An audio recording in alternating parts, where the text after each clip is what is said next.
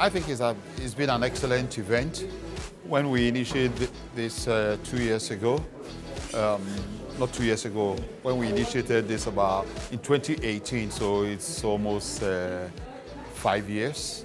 We're getting into 6 years. We planned for it to be a biennial summit, so the first one was very successful. It was the vice president was here to do the keynote. The second one, we had the president here to do the keynote. The vice president has returned. It's been an excellent summit. A lot has been said, a lot has been done. We've had the private sector together with the public sector mix up, and this is what we were looking to do. Ghana was looking at fostering a private-public partnership. And so on that side, it's been very, very successful. I think this year's one, what we've taken is that the world has gone through COVID and the Ukraine war, so has Ghana. The economy of most countries have tanked. What I've taken from this is the resilience that the business community has, the resilience that countries like Ghana have to come back. Ghana with the IMF program have come up very, very strong. And we hope that the deal that was signed between the government of Ghana will stabilize the economy, bring the private sector in, bring conglomerates in to move the economy on a very, very sound footing. Okay, what do you tell those who were not able to make it this year? Those who were not able to make it, we will still engage them.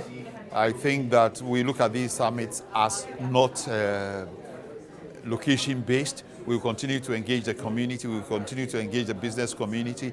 Myself, I've made it a point to sell my story as one of the most successful diasporans in the country, an accomplished one.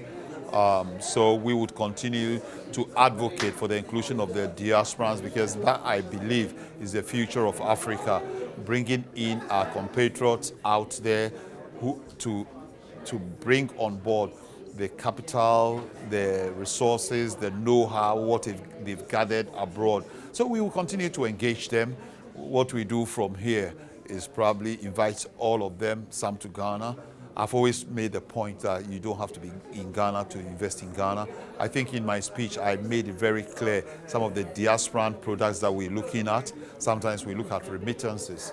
It's not about only remittances. It's also about the 3 other diasporan products that we look at. We look at diasporan philanthropic investment, which is the diasporans investing in the space of investing in the social intervention space.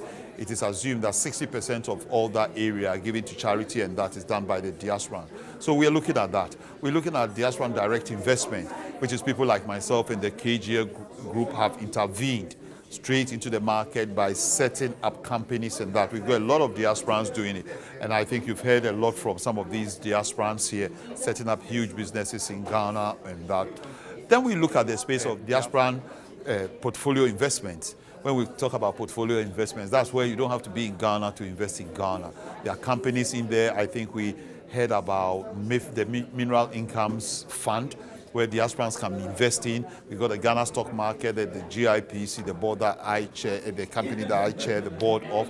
They are also working closely with the stock market, the Ghana stock market.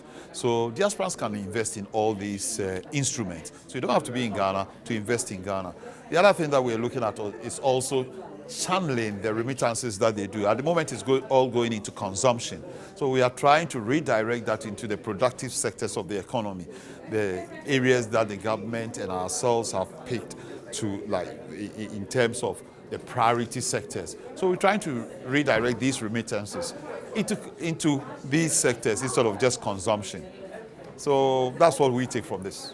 I think what I think as a father here is that, and I come back to the point of, I said to someone that if I had grandchildren, they will probably be telling the story.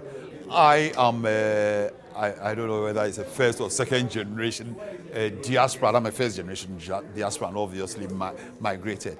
The story that I tell is very, very different from the story Elliot tells.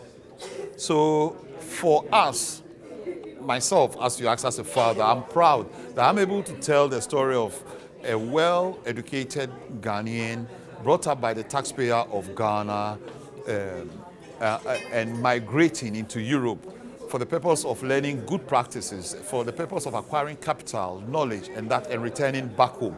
So that's a story of an aspect of one side of a diaspora. Another side is what Elliot told. Elliot is a Ghanaian diasporan, born, bred in London.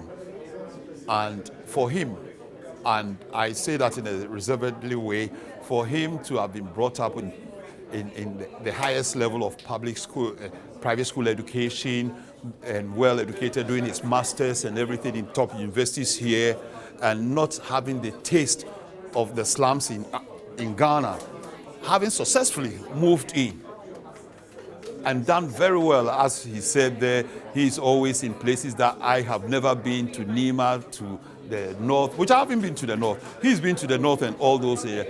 This shows you how our children can migrate into Ghana and do better than us. I was born, bred there. I haven't been to the north. I haven't been to the slums of Nima. He, having born, bred in a middle class settings in London, has moved there and been to all this. So we have to tell the stories. He has to tell his story, and I have to tell my story. That Ghana is ready for business. Ghana is ready to welcome everyone. So thank you very much. Thank you.